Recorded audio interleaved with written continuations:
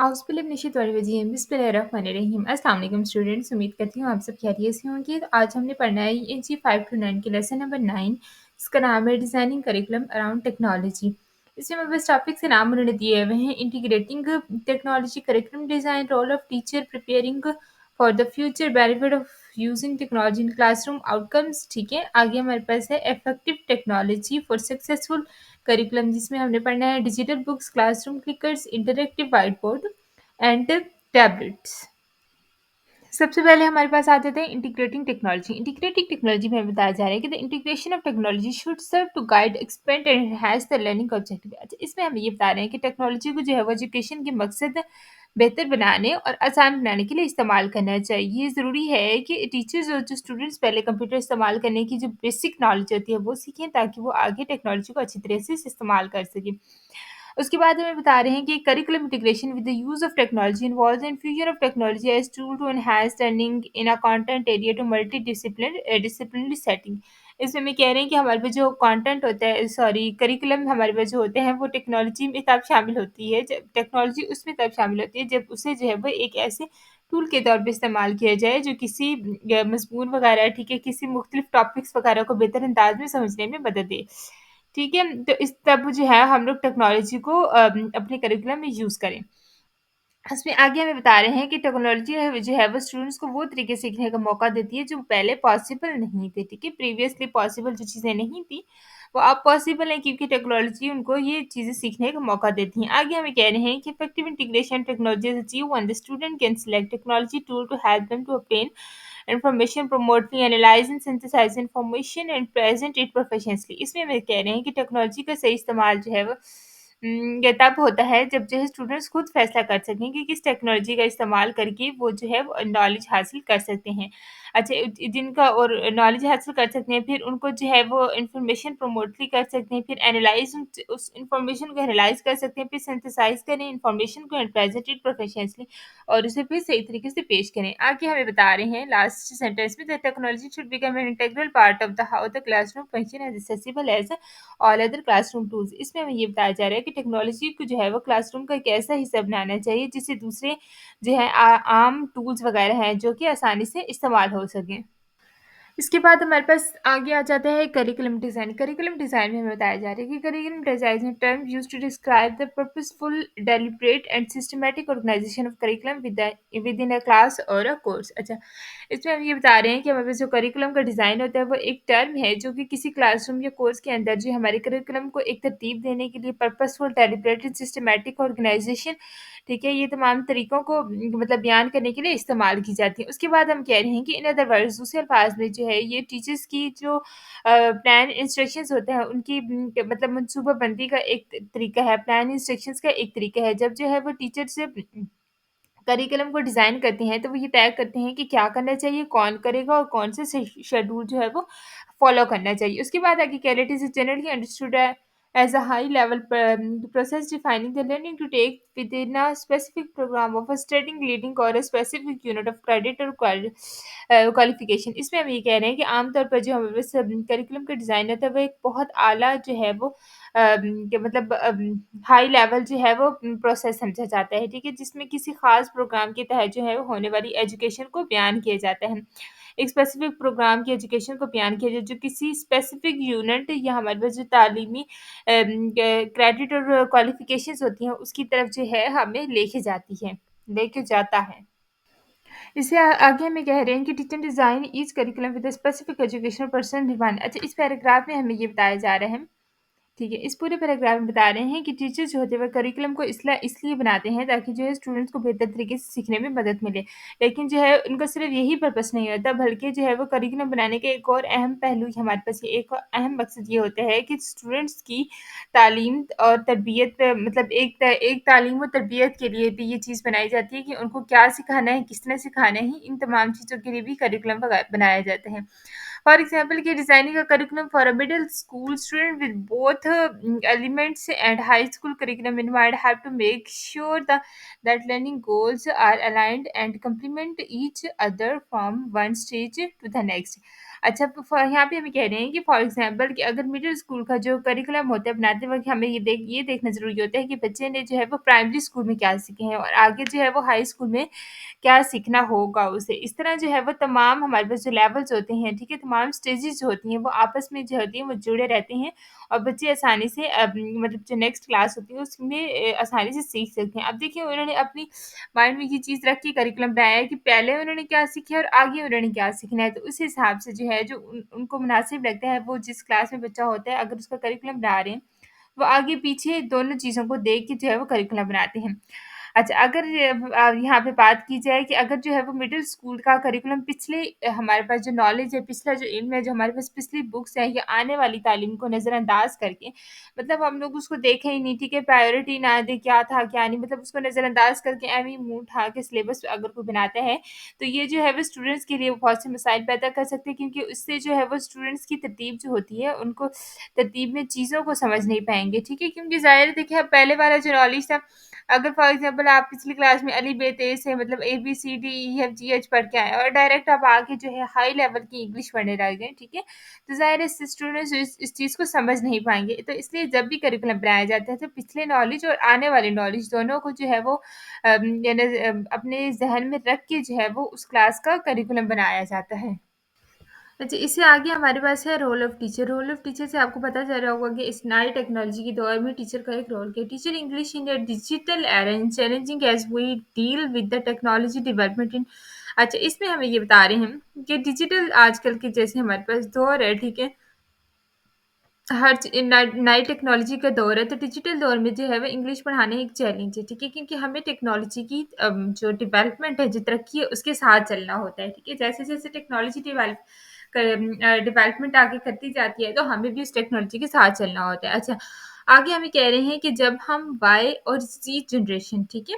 के साथ काम करते हैं, तो डिजिटल दौर में पैदा होने वाली हमारे पास ये जो जनरेशन रहती है, ये तो उस्तादा से भी यही तवक्को की जाती है, उनसे भी यही एक्सपेक्टेशन होती है कि वो नई टेक्नोलॉजी के बारे में ज़्यादा मालूमात रखें।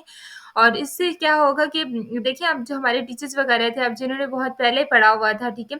तो उनको आज की नई टेक्नोलॉजी के बारे में नॉलेज नहीं होती। तो लेकिन जो है ज़ाहिर है आजकल के बच्चे उन्हें नई टेक्नोलॉजी के साथ चलना है, वही चीज़ें सीखनी है, वही आगे जाके उन्हीं पे काम करना है। तो इसलिए टीचर से ये एक्सपेक्ट किया जाता है कि टीचर भी नई टेक्नोलॉजीज़ को सीखें, ठीक है? ताकि वो आगे बच्चों को आसानी से सिखा सकें। इसके अलावा हमारे पास जो हमारी लर्निंग प्रोसेस होता है, ठीक है? उसके अंदर में भी टेक्नोलॉजी का इस्तेमाल बहुत ज़रूरी है ताकि जो है डिजिटल दौर की इस हमारे पास जो नई जनरेशन है, उसकी मदद की जा सके। ज़ाहिर है अगर टीचर्स को न्यू टेक्नोलॉजी इस्तेमाल करनी आती होगी, उनके बारे में नॉलेज होगा, तो ही जो है वो आगे वाली जनरेशन को उनके बारे में सिखाएँगे, उनके बारे में पढ़ाएँगे। तो इसलिए जो है वो टीचर्स को न्यू टेक्नोलॉजीज़ के बारे में नॉलेज होना बहुत ज़रूरी है।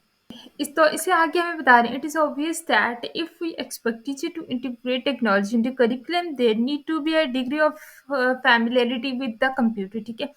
अच्छा, यहाँ पे हमें ये बता रहे हैं कि इधर तक मैं बताऊँगी, एक्सप्लेन करूँगी कि यहाँ पे हमें ये बताया जा रहा है कि अगर हम ये चाहते हैं कि टीचर्स जो हैं वो करिकुलम में टेक्नोलॉजी शामिल करें, तो उन्हें कंप्यूटर के बारे में थोड़ी बहुत समझ होनी चाहिए। अब समझ होने का मतलब ये है कि आगे हम वैसे कह रहे हैं कि the question is how familiar, कि हमें ये पता होना चाहिए कि कितनी उनको नॉलेज होनी चाहिए, ठीक है?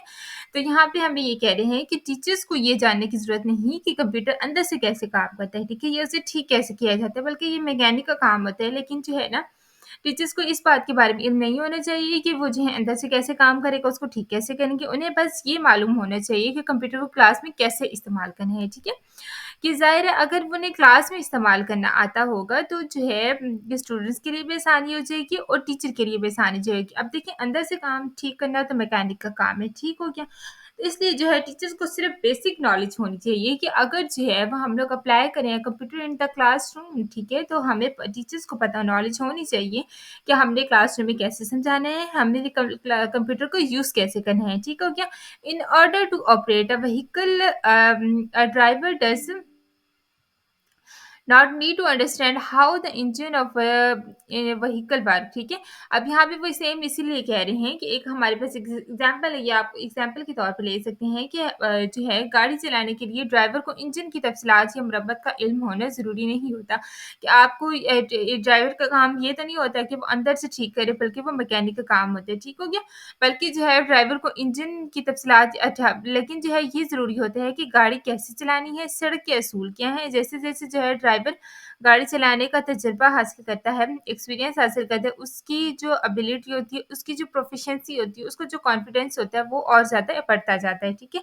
इसी तरह जो है कंप्यूटर इस्तेमाल करने के लिए भी जो है आपके पास बेसिक इल्म काफ़ी है, आपको ये जानने की ज़रूरत नहीं है कि कंप्यूटर कैसे काम करता है, उसे बस आपको चलाना आना चाहिए। आपको हाउ नो होनी चाहिए कि आप कंप्यूटर को कैसे चलाएँ, कैसे बच्चों को समझाएँ, कैसे ऑन करें, ठीक है? आपको कंप्यूटर की बेसिक नॉलेज होनी चाहिए।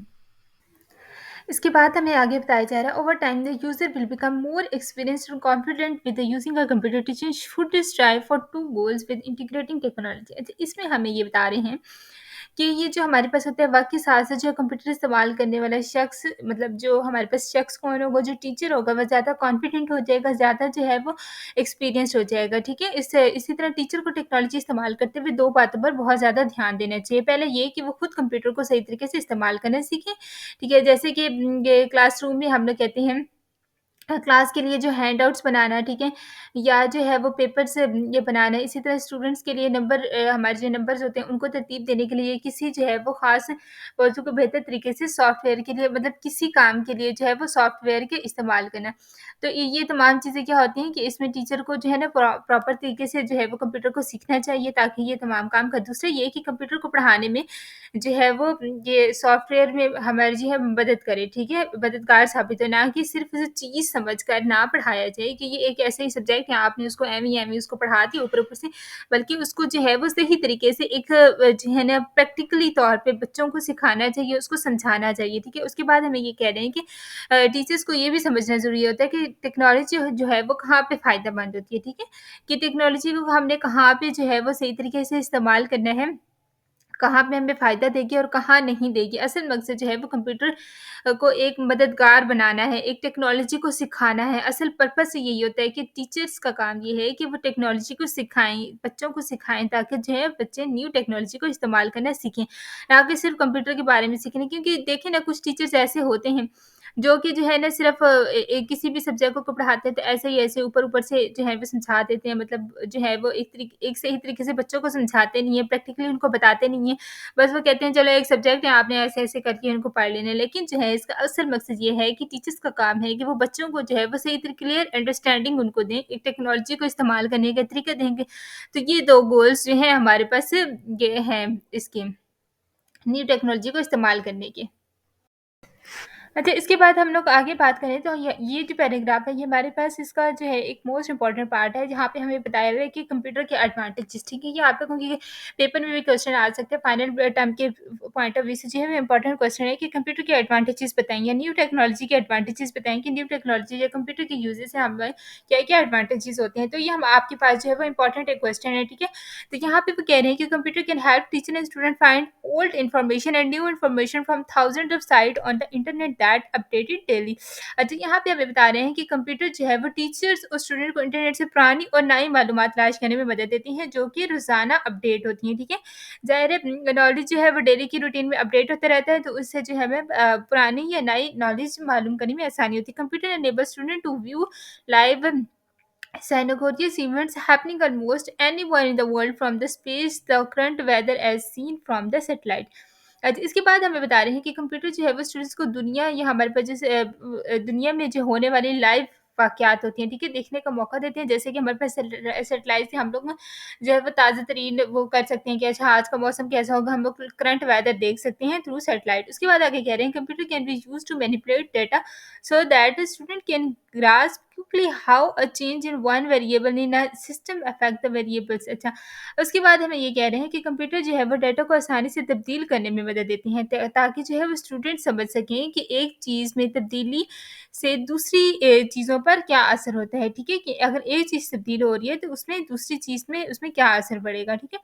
उसके बाद computer enables student to assemble and create new information. Computer enables student to have a text, audio, and graphic information that they might not have access to in some less densely populated areas। अच्छा इसके बाद हमें आगे बता रहे हैं कि computer जो होते हैं वो स्टूडेंट्स को नई मालूमात बनाने और उन्हें जो है वो इकट्ठा करने का मौका देते हैं। ये जो है वो दौर जो था वो पहले वाले इलाकों में रहने वालों को जैसे मतलब जो हमसे दूर होते हैं उनको टेक्स्ट, ऑडियो, तस्वीरें वगैरह कोई भी आपने इन्फॉर्मेशन उनको देनी है उसको पहुँचाने में जो है वो हमें मदद देती है। ठीक है, कंप्यूटर अलाउ ये student to communicate with just about anyone, anywhere and anytime। वेलनेट 2000।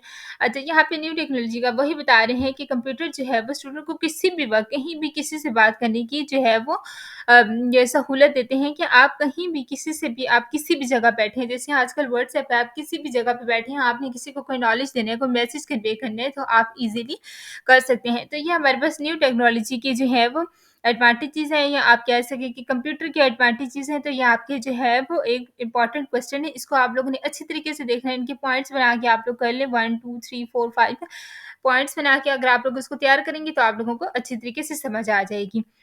फिर आगे हमें बताया जा रहा है कि on the other side of the coin computer can not replace teacher world it's weapons. अच्छा, यहाँ पे हमें यही बता रहे हैं कि कंप्यूटर जो है वो कभी भी टीचर की जगह नहीं ले सकते। वर्ल्ड एंड वेनिट्स 2000 के क्वाड्स हैं, ठीक है। ये बात तो बिल्कुल सच है कि कंप्यूटर कभी भी टीचर की जगह नहीं ले सकते। फिर आगे कह रहे हैं contrary to the wisdom of the most fanatical technologies computer do not think, initiate or react the way teacher to do. अच्छा, यहाँ पे वो यही हमें कह रहे हैं कि कंप्यूटर जो है वो इंसानों की तरह ना ही सोच सकते हैं, ना ही खुद जो है वो कोई काम शुरू कर सकते हैं और ना ही जो है वो टीचर की तरह जो है रिएक्ट कर सकते हैं, ठीक है? ना ही टीचर की तरह आपको समझा सकते हैं, ना ही टीचर की तरह कोई रिएक्ट करके आपको कुछ बात कह सकते हैं, ठीक हो गया? उसके बाद आगे हमारे पास है although some people believe that information equal education, teacher know that understanding is not automatic with the question और memorising of fact, knowing how to apply information, how to use ideas in a new way, how to evaluate information and how to explore to go beyond basic information and important aspects of learning। अच्छा, यहाँ पे हमें यही कह रहे हैं कि जो है वो ये लेकिन कुछ लोग ये समझते हैं कि हमारे पास तालीम जो है वो तालीम है लेकिन जो है वो टीचर्स जानते हैं कि सिर्फ नॉलेज याद करना काफ़ी नहीं होता, ठीक है? ये नहीं होता कि आप लोग सिर्फ एक टॉपिक ले लें, उसको रट्टा लगा लें, उसको सही तरीके से पढ़ लें, सिर्फ ये नहीं होता। सीखना तब मुकम्मल होता है जब जो है आपका नॉलेज को सही तरीके से इस्तेमाल करें। यानी कि देखिए, अब अगर कंप्यूटर की आपके पास एक टॉपिक है, आपने उसको पढ़ा, आपने उसको रट्टा लगाया अच्छी तरीके से, लेकिन जी हाँ, अब उसको समझ ही नहीं है आपकी, उसको आपने उसको इस्तेमाल ही नहीं किया, उसको कंप्यूटर पे अप्लाई ही नहीं किया, तो आपको वो सही तरीके से समझ नहीं आएगी। तो टीचर्स का यही कहना है कि सिर्फ जो है उसको याद करना काफ़ी नहीं होता, बल्कि जो है वो मालूमात को सही तरीके से इस्तेमाल करना, अपनी जो नई सोच होती है मतलब जो आपके माइंड में होता है उसको इम्प्लीमेंट करना, चीज़ों को बेहतर समझना सीखें, ठीक है? तो ये हमारे पास टीचर्स के अकॉर्डिंग जो है वो एक इम्पॉर्टेंट पॉइंट है। उसके बाद हम यहाँ आगे कह रहे हैं कि टीचर्स जानते हैं कि कब पढ़ाने का सही वक़्त है, ठीक है? यहाँ पे हमें ये बताया जा रहा है ये teachers understand when the teachable moment is at hand and guide student academic growth. Teacher facilitate learning and help the student transfer ideas to new learning. आगे क्या है कि सिचुएशन अच्छा, यहाँ पे हमें ये आखिरी इसमें बता रहे हैं ये जो होते हैं टीचर्स बेहतर तरीके से जानते हैं कि कब पढ़ाने का सही वक़्त है और स्टूडेंट्स की रहनुमाई करते हैं। मतलब आगे उनको गाइड करते हैं, वो कि सीखने को आसान बनाते हैं और स्टूडेंट्स को नई जगहों पर अपने ख़्यालात इस्तेमाल करना सिखाते हैं कि आपने कैसे जो है कंप्यूटर का इस्तेमाल करना है, किस जगह करना है, कहाँ करना है, किस तरह से करना है। और आगे कह रहे हैं कि टेक्नोलॉजी का मकसद सीखने को आसान बनाना है, कि आप लोग टेक्नोलॉजी को न्यू इसीलिए यूज़ करते हैं ताकि आप जो सीख रहे हैं उसको बेहतर तरीके से और आसान लफ्ज़ों में सीख सकें। ना कि चीज़ों को आप कॉम्प्लिकेटेड बनाते रहें, ठीक है? कॉम्प्लिकेटेड नहीं बनाना बल्कि उसको सिंपली जो है वो टेक्नोलॉजी को इस्तेमाल करना है। तो यहाँ पे हमारे पास टीचर रोल बताया गया था जो कि आपके फाइनल टर्म के क्वेश्चन्स के पॉइंट ऑफ व्यू से मोस्ट इम्पोर्टेंट क्वेश्चन है। आपसे वो टीचर का रोल पूछ सकते हैं, तो आप लोगों ने इस पैराग्राफ को, इस टीचर रोल को आपने अच्छी तरीके से पढ़ना है ताकि आप लोगों को इसकी समझ आ जाए। तो ये था हमारा ईएनजी 5 टू 9 का जो है वो लेसन नंबर 9 का पार्ट 1, क्योंकि हमारा लेक्चर जो है बहुत ज़्यादा लंबा हो जाता है और आप लोगों को तैयारी करने में मुश्किल हो जाती है। इसलिए जो मैंने आप लोगों के लिए हाफ पार्ट करके बनाया है ताकि आप लोग आधे-आधे पार्ट की पहले तैयारी करें, उसको अच्छी तरीके से करें, पढ़ें और फिर जो है वो नेक्स्ट पार्ट पे जाएँ। इसके अलावा जो मैंने आप लोगों के लिए एमसीक्यूज़ भी अपलोड किए हैं ताकि जो है आप लोगों की एक लेसन जो है वो मुकम्मल तौर पे आप लोग तैयार कर सकें। एमसीक्यूज़ प्लस आप लोग ऑब्जेक्टिव के पॉइंट ऑफ व्यू से जो क्वेश्चन्स हैं बिल्कुल ईज़ी वर्ड्स इस्तेमाल किए गए हैं, लेकिन इसके लिए क्या है कि अगर आप लोग एक बार उर्दू में चीज़ को अच्छी तरीके से सुन लेंगे, ठीक है? मेरे लेक्चर को अच्छी तरीके से सुन लेंगी तो आप लोगों के लिए जो है वो इंग्लिश में उसको जब आप पढ़ेंगे तो आप लोगों को बेहतर तरीके से समझ आएगी। तो आई होप सो आप लोगों के लिए मेरा लेक्चर हेल्पफुल रहा होगा। अगर आपको मेरी वीडियो अच्छी लगी है so like share and subscribe my channel. Thank you so much.